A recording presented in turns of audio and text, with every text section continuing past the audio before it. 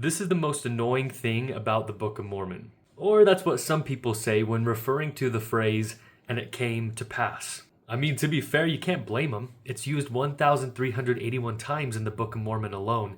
But did you know that it's also used in the Bible? And that with a little further consideration, there are some very intriguing facts that cause one to pause and think a bit more. In the Old Testament, we see it about 450 times, and in the New Testament, we see it significantly less, more so around 50 to 60 times. The main difference between the Old and New Testament is what languages they were translated from. Old Testament being Hebrew, New Testament being Greek. So what can we learn about the Hebraic roots of the phrase, "and it came to pass," and why does that matter? "And it came to pass," or vehi, is a Hebraism used for storytelling to connect events chronologically. For example, event A happened, and it came to pass, vehi. Event B happened. We see such as in Genesis, recounting of a history or stories. This happened, and it came to pass that this happened.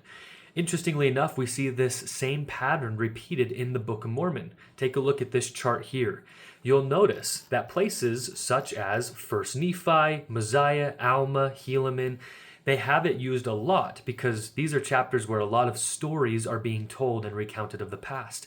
But other examples such as Enos, Jerem, Omni, those are present tense, saying, "I was not very righteous. I'm passing this on to my brother." You see that interesting distinction of present tense versus past tense and how this Hebraism was used by the writers of the Book of Mormon, which makes sense for a lot of reasons. On top of this interesting pattern, there are two little details that I'd like to mention. First of all, look how small the collection of characters is for vehi.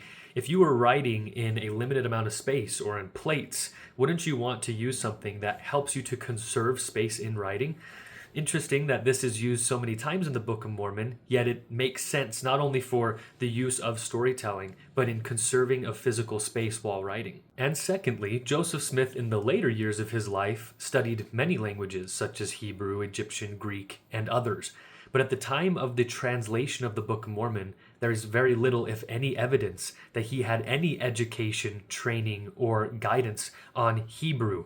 So how would he know, other than, being the luckiest guesser in the world, I guess, that not only was this a common Hebraism, but that it could be used in a pattern that matches antiquity?